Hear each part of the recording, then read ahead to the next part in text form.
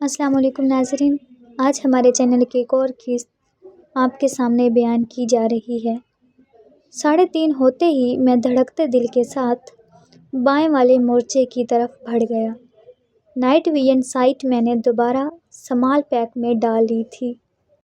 چادر میں نے اس طرح لپیٹی تھی کہ میرا چہرہ بھی چھپ گیا تھا۔ تو آ گیا ہے دلجیت؟ جوں ہی میں مورچے کے دروازے پر پہنچا، اندر موجود سنتری بے صبری سے مستفسر ہوا۔ 2 گھنٹے اس سردی میں جاگ کر یقیناً وہ گرم رضائی میں جانے کے لیے بے چین تھا۔ میں نے ٹارچ جلا کر اس کے چہرے پر روشنی پھینکی اور اس نے چہرہ سائڈ پر کرتے ہوئے کہا، یار اسے تو آف کرو۔ اور یہ آخری الفاظ تھے جو اس کے ہونٹوں سے ادا ہوئے تھے۔ گلاک پسٹل کی منزل سے نکلنے والے چند گرام شیشے نے اس کی کھوپڑی میں کھڑکی بنا دی تھی۔ وہ لہرا کر نیچے گرا۔ مورچہ اتنا بڑا نہیں تھا۔ نیچے گرتے ہوئے دیوار کے ساتھ کھڑی 2 رائفلیں بھی نیچے گر گئی تھیں۔ ان رائفلوں کے گرنے سے اچھا خاصا شور ہوا تھا۔ تھوڑا زور سے پھینکو، شاید توڑنے میں کامیاب ہو جاؤ، ساتھ والے مورچے سے مزاحیہ انداز میں پکارا گیا۔ دونوں مورچوں کے درمیان میں گز کے قریب فاصلہ تھا۔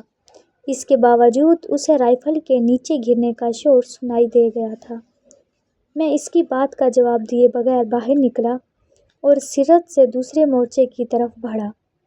اس نے بآواز بلند پوچھا، خیریت تو ہے نا؟ یقیناً اسے میرے قدموں کی آہٹ سنائی دے رہی تھی۔ اس مرتبہ بھی میں خاموش رہا تھا۔ اوئے، جواب تو دو نا! اس نے جھنجھلاتے ہوئے باہر جھانکا۔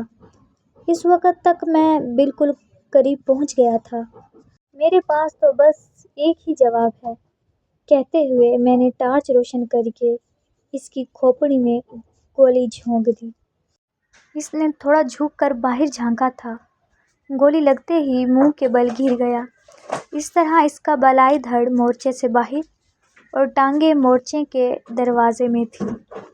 میں اس کے جسم پر پاؤں رکھ کر اندر داخل ہوا۔ ٹارچ روشن کر کے میں نے جائزہ لیا۔ 2G-2 انگلیس، ایک کلاشنکوف اور ماؤنٹ پر لگی وکرس گن نظر آ رہی تھی۔ Thermal imaging night vision sight دکھائی دی۔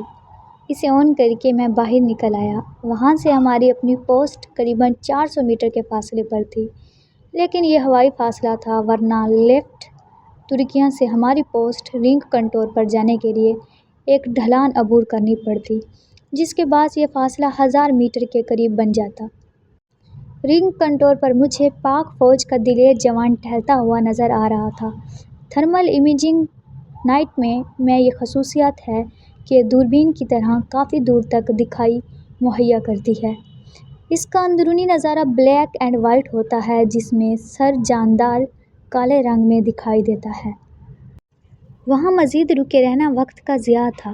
تھرمل امیجنگ نائٹ گلے میں لٹکا کر میں لیفٹ ترکیہ کی سامنے والی ڈھلان اترنے لگا۔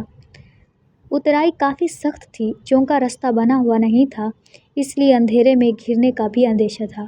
میں نے بے دھڑک ٹارچ جلا دی۔ مجھے معلوم تھا کہ پاک فوج کے جوان نے فوراً اس طرف متوجہ ہو جانا ہے، اور وہی ہوا۔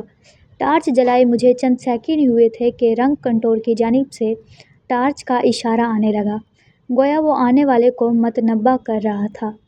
جواباً میں نے بھی ٹارچ کا رخ اس کی جانب کر کے 2-3 دفعہ اشارہ دیا تھا کہ اسے پتہ چل جائے کہ میں بے خبری میں نہیں آ رہا۔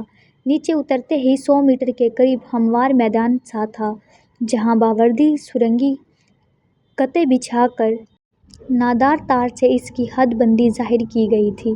ناظرین، اگلی قسط آنے والی ویڈیوز میں اپلوڈ کی جائے گی۔